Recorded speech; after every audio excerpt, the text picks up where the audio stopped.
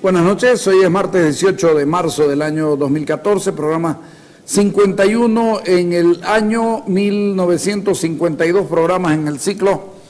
Hoy día hablamos de libros, de literatura y... inclusive de política. Iba a preguntar si podemos hablar de ideología, pero no sé si llegamos a tanto. Con Robertito Barberita, agradezco Robertito por volver después de tiempo. Estás volviendo a un canal de televisión. Carlito, yo aprovecho más bien esa invitación para hacer una pequeña digresión personal. El 31 de octubre del año 2007 yo me despedí de las pantallas de televisión, de PAT, por la presión del gobierno y de los cruceños que compraron el canal en ese momento a la cabeza de Abdalá Daher. Y mi despedida... Que son los que me negociaron después. Que me negociaron después a vos. Sí. ¿Y te acordás que te lo dije? Sí, señor. No, te dije... El próximo soy vos. Sí, señor. Bueno, pero las últimas palabras fueron muy sencillas, coloquiales, pero a la vez significativas. Dije, hasta siempre, este espacio de excepción, lo que nos queda de rescoldo de democracia para los que tenemos la posibilidad de disentir, me da la oportunidad de cumplir esa promesa. Hasta siempre. Ok, gracias Robertito. Enrique, ya sos de la casa. Ya es la segunda vez que hablamos de cosas como esta. Les propongo... ¿Qué es este opúsculo? ¿Es un intento ideológico? ¿Una tesis política? ¿Qué es este libro? Mira, en mi criterio hay una especie de mezcla de intenciones. ¿Un champurreo? Sí, un champurreo para decirlo vernacularmente. Por un lado, un intento de justificar una trayectoria política bastante sinuosa, y por otro lado, buscar una respuesta a un elemento reciente que al gobierno lo ha lastimado, los resultados del censo. Me voy a circunscribir a este segundo aspecto. Por ahí también. ¿No? Sí. Los resultados del censo fueron incómodos por varias razones, pero particularmente por una, porque le quita la muletilla ideológica al gobierno de Evo Morales. La idea de que este es un país predominantemente indígena. Este país, como cualquier país del mundo, y hay que decirlo sin eufemismo, es mestizo. Mestizos han sido todos y son todos los países, porque no se puede evitar el mestizaje, es completamente natural.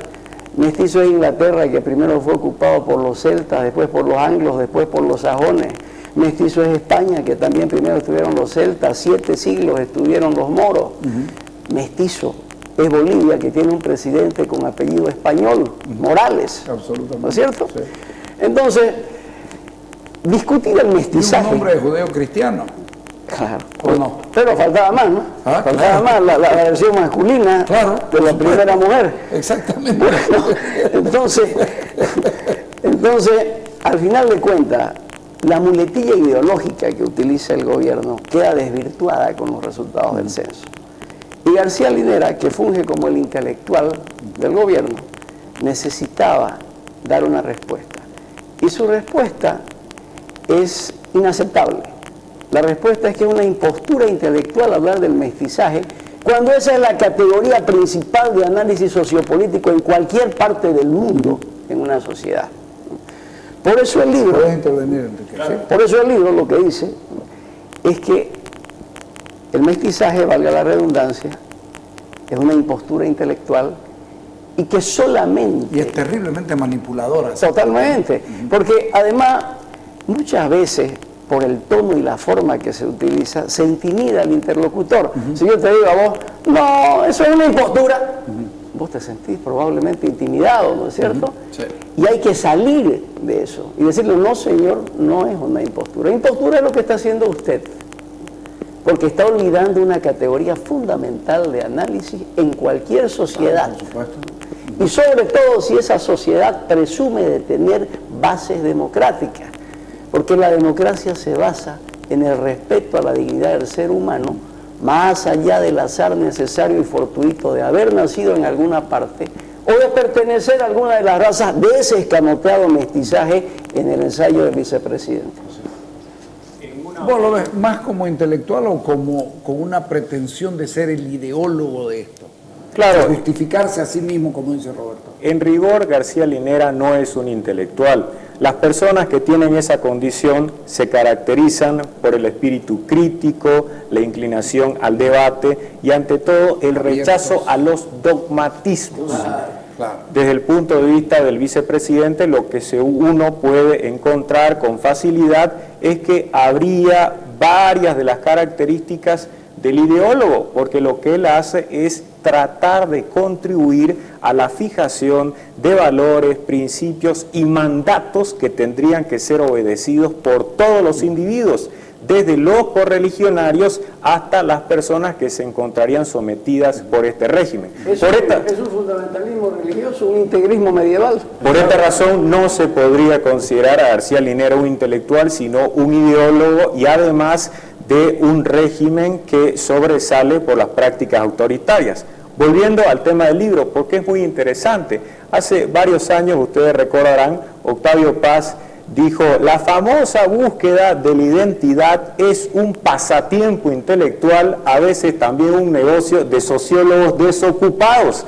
Cabría añadir, tomando en cuenta lo que plantea García Linera, que esos profesionales, académicos y teóricos pueden perseguir, cuando están en ejercicio de funciones públicas, también una legitimación de la conquista y conservación del poder. Como ya señalaba Roberto, lo que pretende este trabajo es legitimar la conquista y mantenimiento del poder, colocando todo el acento en el indigenismo y su relación con la identidad boliviana. Hay que explicar la tesis. Además marcando las jerarquías, ¿no? Precisamente, y se explica la tesis en muy pocas palabras. De acuerdo con García Linera, la identidad boliviana estaría compuesta por una identidad nacional estatal e identidades nacionales culturales. Las identidades nacionales culturales tendrían como titulares a las naciones indígenas.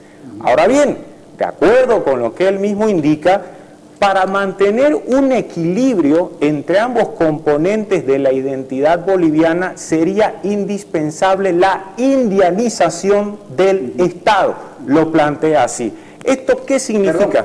Y mientras tanto, dentro del Estado, todos estamos sometidos a la ley, pero el grupo protegido por el indianismo tiene sus propias normas, que ellos mismos, si quieren, acatan esto de acá o no, ¿verdad? O sea, este debate tiene consecuencias prácticas. Esta nueva constitución política del Estado, que es la cédula de identidad de un espacio colectivo como es... Se haría esa indianización del Estado con diferentes partes. O sea, la cédula de identidad de una persona individual tiene las características de definir cuáles son tus rasgos principales.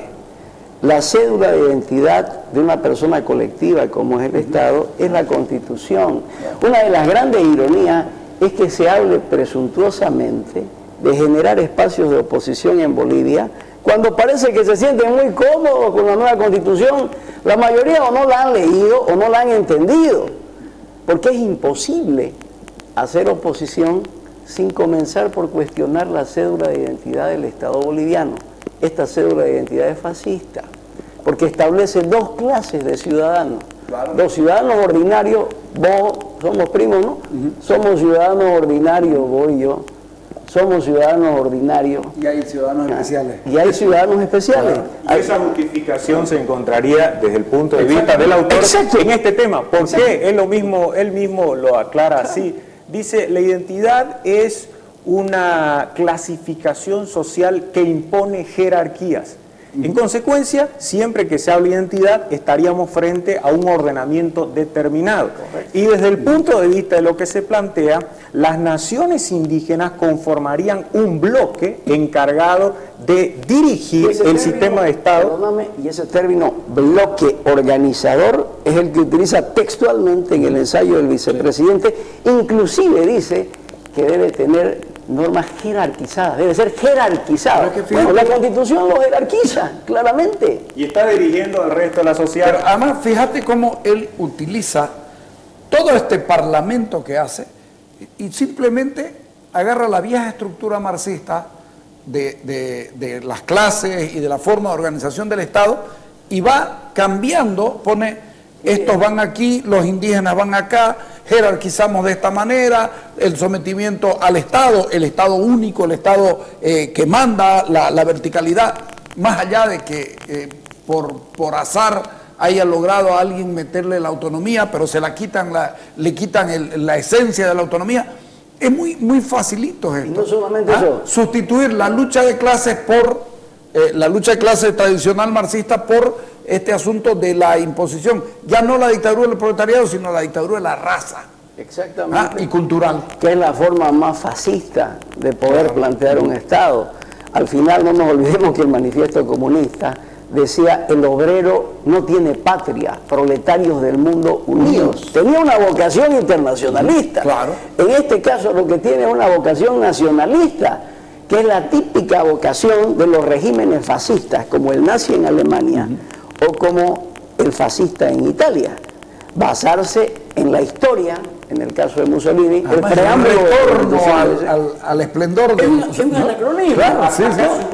Es la tergiversación de la historia. Es un anacronismo. Ahí hay una tergiversación de la historia hasta tal punto, con la finalidad precisamente de justificar esa exacerbación y exaltación de lo propio, que en una parte García Linera, sin un mínimo de pudor, dice que varios grupos oligárquicos y las élites que dominaban este país llegaron hasta a dudar de la condición de seres humanos de los indígenas. Claro, lo dice. Y que para ejercer en el funciones siglo públicas, XVIII, dice, era la cuestión de humano y semihumano. En el siglo XVI es la demonización del indio. y añade que para ejercer funciones públicas uno habría necesitado exhibir blasones de blanquitud racial. Pero vamos a asumir la hipótesis de que García Linera tenga razón, que en el siglo XVI, en el siglo XVIII era así. Cuando se pensaba que los indios no tenían alma. Está bien, vamos a asumir porque que tenga no creían razón, en Dios. que es una barbaridad que haya ocurrido eso en el siglo XVI y en el siglo XVIII, pero que en el siglo XXI se venga a sugerir que vos o que yo no tenemos alma, porque yo podría sacar la misma conclusión después de leer esta Constitución, ¿no? Eso es un anacronismo y es neofascismo, ¿no es cierto? Vaya y pase el siglo XVI y el siglo XVIII con todas sus miserias. Claro, pero que en el siglo, falta información. Lógico, de información, de conocimiento, de prejuicio, de medievalismo, ¿no? Porque el siglo XVIII todavía no logra desentenderse del milenio de la Edad Media. Como todo sujeto de retórica revolucionaria siempre está tratando de negar virtudes del pasado. Pero lo paradójico es que en el siglo XXI, y hay un adagio que dice: una injusticia no se puede corregir con otra injusticia, porque una injusticia más otra injusticia son dos injusticias, ¿no? Y si yo leo esta Constitución, si la lee alguien en este país, tengo 3 trabajos, artículo por artículo, analizados de esta Constitución, Enrique los conoce. Si la lee alguien, se dará cuenta que la sugerencia implícita es que los que no tenemos alma somos aquellos que no pertenecemos al sistema indígena originario campesino, textualmente. Esta Constitución divide a la población boliviana en 2 sistemas. Un sistema ordinario, así lo denomina, en el sistema ordinario estaríamos nosotros, ¿no es cierto? Y el sistema indígena originario campesino. El sistema indígena originario campesino tiene privilegios completos en materia de derechos, en materia de instituciones, en materia de normas, en materia de procedimientos. Respecto a la autonomía, de administración, respecto a las autonomías que vos mencionabas, tiene una autonomía indígena originario campesina que es la base del orden territorial del Estado. Puede sustituir unilateralmente, por voluntad de sus miembros, municipios autónomos, regiones autónomas, y es la única que posee, escúcheseme bien, autogobierno. ¿Qué nos hubieran dicho en Santa Cruz si nosotros hubiéramos planteado que la autonomía departamental o la autonomía municipal nos permite el autogobierno? Nos dirían inmediatamente separatistas, nos perseguirían por... Y a propósito, vamos a ir al corte, y cuando volvamos vamos a hablar de este asunto del separatismo frente a su confesión de que él buscaba hacer una nación aymara. Y frente a la Constitución. Fuera del Estado de Bolivia, ¿sí? Vamos al corte.